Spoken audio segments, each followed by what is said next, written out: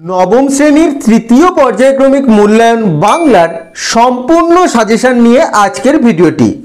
অর্থাৎ তোমাদের বাংলার সাহিত্য সঞ্চয়ন বইয়ের যে পাঠগুলি তোমাদের তৃতীয় পর্যায়ক্রমিক মূল্যায়নে পরীক্ষা হবে সেই পাঠগুলির ইম্পর্টেন্ট প্রশ্ন যেগুলি তোমাদের পরীক্ষায় আসতে পারে সেগুলি এই ভিডিওর মাধ্যমে আমি আলোচনা করব। তাই আজকের ভিডিওটি তোমরা প্রথম থেকে শেষ পর্যন্ত অতি অবশ্যই দেখো। যে প্রশ্নগুলি বলে দেব এর মধ্যেই তোমরা 100% কমন পেয়ে যাবে, তাই অতি অবশ্যই কোথাও স্কিপ না করে পুরোটা দেখো। তো চলো শুরু করা যাক আজকের ভিডিওটি। নবম শ্রেণীর Bangla suggestion 2024 third unit test বা তৃতীয় পর্যায়ক্রমিক মূল্যায়ন। প্রশ্নগুলি দেখার আগে প্রথমে তোমরা দেখে নাও যে তোমাদের তৃতীয় পর্যায়ক্রমিক মূল্যায়নে কোন কোন পাঠগুলি বাংলায় পরীক্ষা হবে। তোমাদের পরীক্ষা হবে কাজী নজরুল ইসলাম রচিত ভাঙার গান, বেগম রোকেয়া রচিত হিমালয় দর্শন, সত্যেন্দ্রনাথ দত্ত রচিত আমরা, প্রেমেন্দ্র মিত্র রচিত নিরুদ্দেশ, তারাশঙ্কর বন্দ্যোপাধ্যায় রচিত চন্দ্রনাথ এবং রবীন্দ্রনাথ ঠাকুর রচিত খেয়া। এই নতুন পাঠ হিসাবে এই পাঠগুলি তোমাদের পরীক্ষা হবে। প্রশ্নগুলি এই পাঠগুলিরই দেওয়া রয়েছে।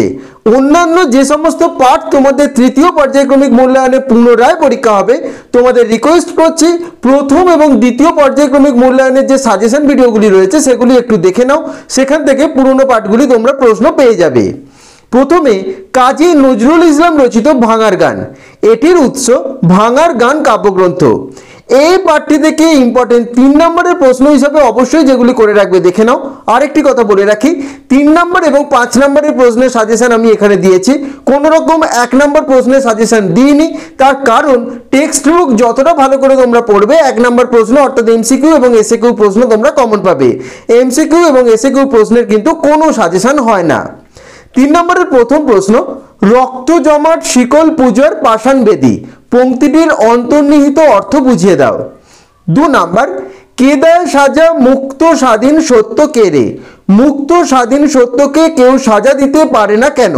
3 নম্বর প্রশ্ন, ওরে ও পাগলা ভোলা, পাগলা ভোলাকে কবি এরকম বলেছেন কেন। 4 নাম্বার, মৃত্যুকে ডাক জীবন পানে তাৎপর্য বিশ্লেষণ করো। এই 4টি প্রশ্ন 3 নম্বরের প্রশ্ন হিসাবে এখান থেকে তোমরা করে রাখবে, এগুলির মধ্যেই তোমরা কমন পেয়ে যাবে।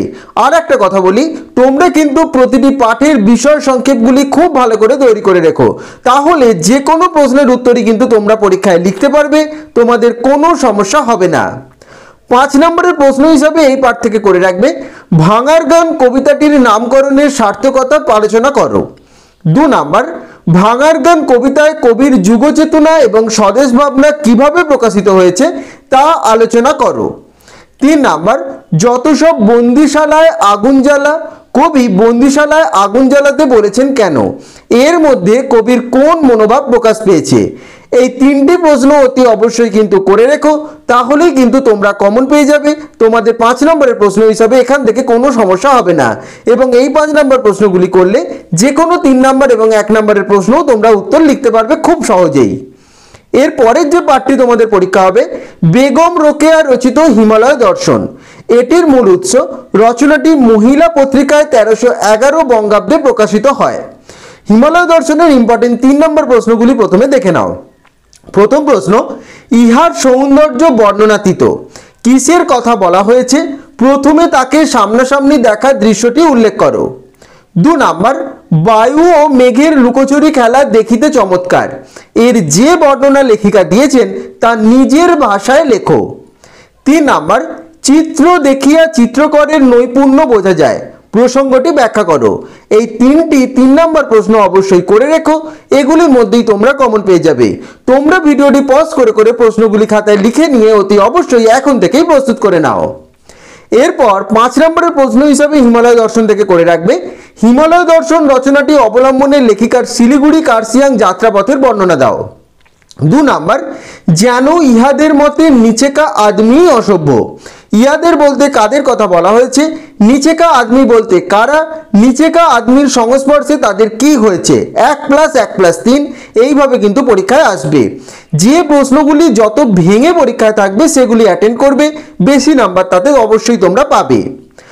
3 নম্বর প্রশ্ন, আমি পাহাড়ে আসিয়া অত্যন্ত সুখী এবং ঈশ্বরের নিকট কৃতজ্ঞ হইয়াছি, কে কোথায় পৌঁছলেন, তার এরূপ মুগ্ধতার কারণ কি।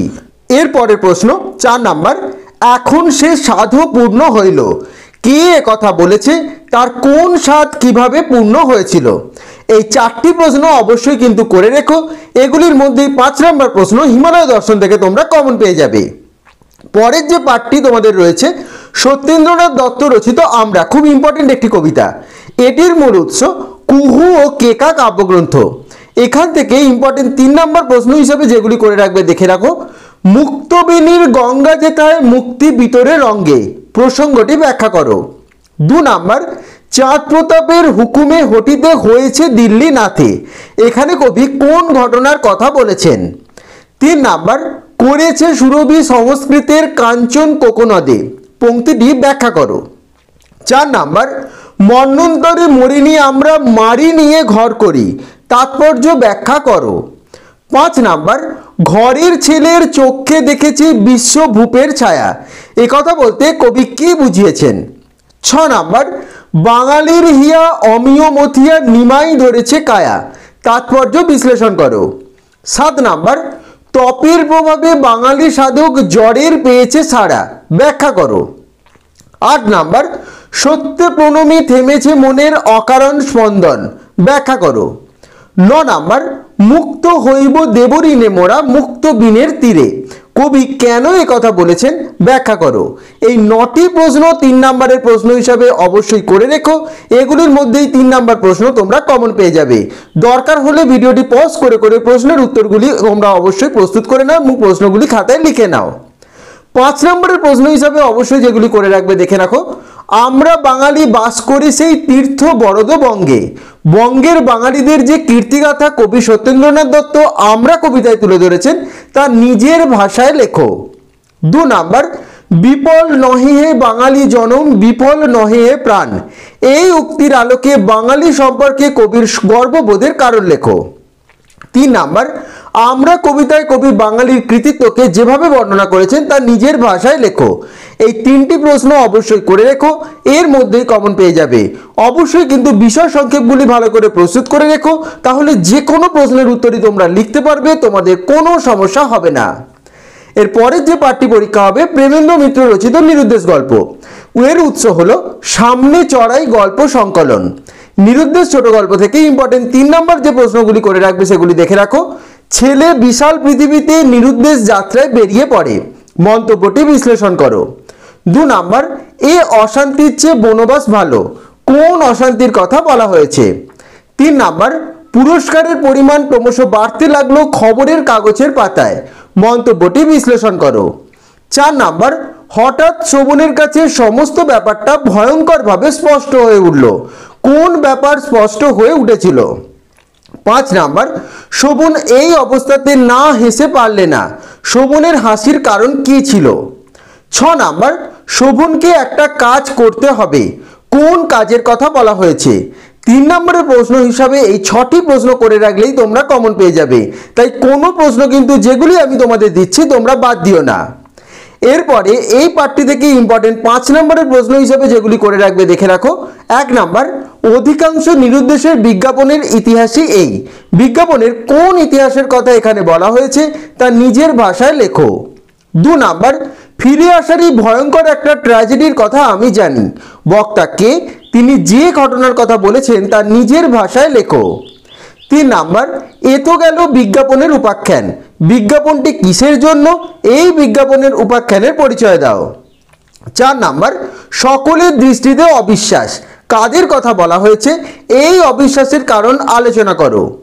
5 নাম্বার, নিরুদ্দেশ গল্প অবলম্বনে শোভন চরিত্রটি বিশ্লেষণ করো। এই 5টি 5 নম্বরের প্রশ্ন অবশ্যই কিন্তু করে রেখো, এগুলি কিন্তু ভীষণ গুরুত্বপূর্ণ। এর পরের যে পাঠটি তোমাদের পরীক্ষা হবে তারাশঙ্কর বন্দ্যোপাধ্যায় রচিত চন্দ্রনাথ। এটির মূল উৎস হলো আগুন উপন্যাস। 3 নম্বরের প্রশ্ন হিসাবে এখান থেকে করে রাখবে দিস ইজ ম্যাথমেটিক্স, গল্পটি অবলম্বনে মন্তব্যটি বিশ্লেষণ করো। 2 নাম্বার, তোমার অক্ষমতার অপরাধ, বক্তা কে, অক্ষমতার অপরাধ বলতে বক্তা কি বোঝাতে চেয়েছেন? 3 নাম্বার, উৎসবের বিপুল সমারোহ সেখানে, কোথায় কেন উৎসবের আয়োজন হয়েছিল? 4 নাম্বার, হিরুকে স্পষ্ট মনে পড়িতেছে, হিরুর কোন রূপের কথা মনে পড়েছে? চারটি প্রশ্ন এখানে দিয়েছি 3 নম্বরের, চারটি কিন্তু করে রেখো, চারটি করে রাখলে অবশ্যই তোমরা কমন পেয়ে যাবে। 5 নম্বরের প্রশ্ন হিসাবে করে রাখবে, দুর্দান্ত চন্দ্রনাথের আঘাতে সমস্ত স্কুলটা চঞ্চল বিক্ষুব্ধ হইয়া উঠিয়াছে। চন্দ্রনাথ যে আঘাত করেছিল তার কারণ কি ছিল, এজন্য তাকে কি ফলভোগ করতে হয়েছিল।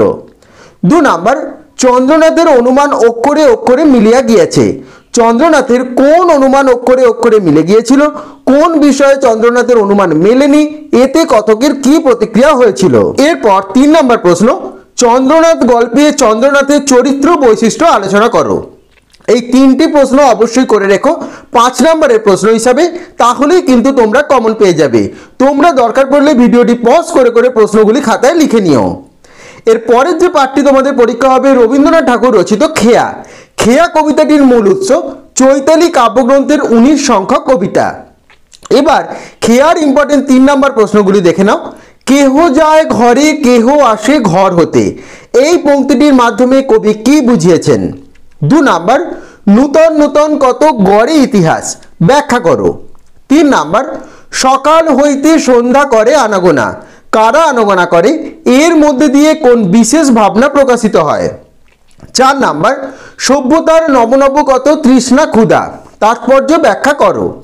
5 নম্বর, এই খেয়া চিরদিন চলে নদী স্রোতে, তাৎপর্য বিশ্লেষণ করো। এই 5টি প্রশ্ন অবশ্যই কিন্তু করে রেখো তোমরা।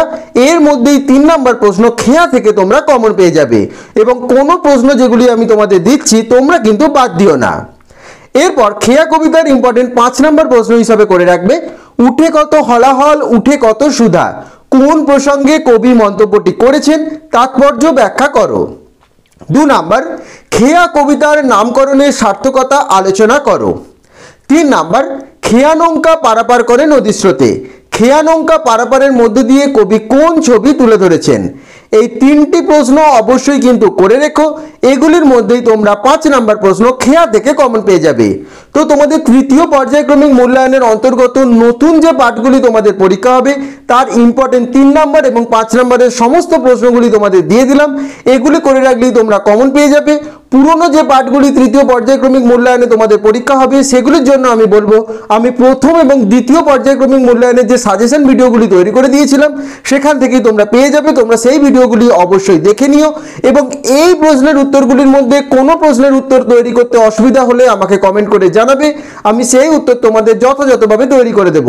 এবং এর মধ্যে কোনো প্রশ্ন বাদ দিও না তোমরা, এখন থেকেই প্রশ্নগুলি তোমরা খাতায় লিখে নিও। দরকার পড়লে ভিডিওটি প্রথম থেকে তোমরা আরেকবার দেখে নাও। এটাই হলো নবম শ্রেণীর তৃতীয় পর্যায়ক্রমিক মূল্যায়ন বাংলার সম্পূর্ণ সাজেশন। তো আশা করছি আজকের ভিডিওটি তোমাদের ভালো লেগেছে, এবং আজকের ভিডিওর মাধ্যমে তোমাদের সাহিত্য সঞ্চয়ন বইয়ের যে যে পাঠগুলির প্রশ্নগুলি আমি তোমাদের বলে দিলাম তোমরা কিন্তু এই প্রশ্নের উত্তরগুলি অতি অবশ্যই প্রস্তুত করে নিও, কারণ এগুলি তোমাদের তৃতীয় পর্যায়ক্রমিক মূল্যায়নের জন্য ভীষণ গুরুত্বপূর্ণ। তাও কোনো প্রশ্নের উত্তর তৈরি করতে না পারলে বা তোমাদের যদি কোনো সমস্যা হয় আমাকে অবশ্যই কমেন্ট করে জানাবে, আমি সেই উত্তর তোমাদের যথাযথভাবে তৈরি করে দেব। এবং ভিডিওটি ভালো লেগে থাকলে অবশ্যই ভিডিওটি লাইক এবং শেয়ার করে দিও, এবং এই ধরনের ভিডিওর জন্য চ্যানেলটি অবশ্যই তোমরা সাবস্ক্রাইব করে দিও। সকলে ভালো থেকো।